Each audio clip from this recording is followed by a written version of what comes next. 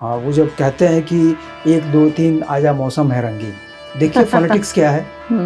Look at the phonetics, 1 2 3 आजा मौसम है रंगीन, यही चीजें लिखते हैं जो व्यक्तित्व का दूसरा पक्ष है। हमने शैलेंद्र ही क्यों चुना? बहुत करीब है आपके दिल के।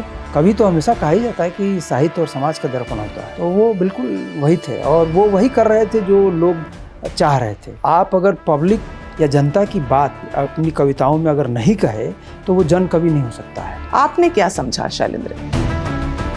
इनकलाब और आज़ादी की झलक उनके गीतों में बहुत ज़्यादा परिलक्षित होती थी। इस तरह की इनकलाबियत की जो तू जिंदा है तो जिंदगी की जीत में यकीन कर, 1940s 50s में आदमी जो कह रहा है और ये उन 2025-24 में उसकी बातें अभी भी सार्थक आपको लग रही हैं। पब्लिक की बात जो जन हृदय है उसको आप पकड़ के कवि हृदय से जोड़ दें तो आप टाइमलेस हो जाएंगे। और राज कपूर जी की फिल्मों के गाने मतलब सुपर डुपर हिट करने के पीछे अगर कोई कलम थी तो वो शैलेंद्र जी की कलम थी। आपस में कई बार इनके टकराव भी हुए। राज कपूर जी ने उन्हें ऑफर किया कि आप हमारे साथ फिल्मों में गीत लिखें, तो शैलेंद्र ने उस समय तपाक से ना कहा और राज कपूर ने बाद में अपनी किसी जगह पे कहा है या लिखा है कि उस निरंकुश और विद्रोही गीतकार से मुझे यही उम्मीद थी कि वो ना कहेगा। तो पहले तो आप एक कवि बने होंगे, तब आईएएस बने होंगे सर?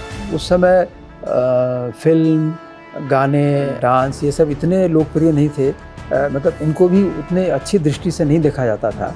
मैं आपको 80s और 70s की बात कह रहा हूँ। गीतों में और कविताओं में जी फर्क क्या है बेसिक? मूल रूप से तो गीत भी कविता ही है, बट जो मीटर में आ जाता है उसको गाने गे जो हो जाए, जो गाने लायक हो जाए उसको लोग गीत कहते हैं।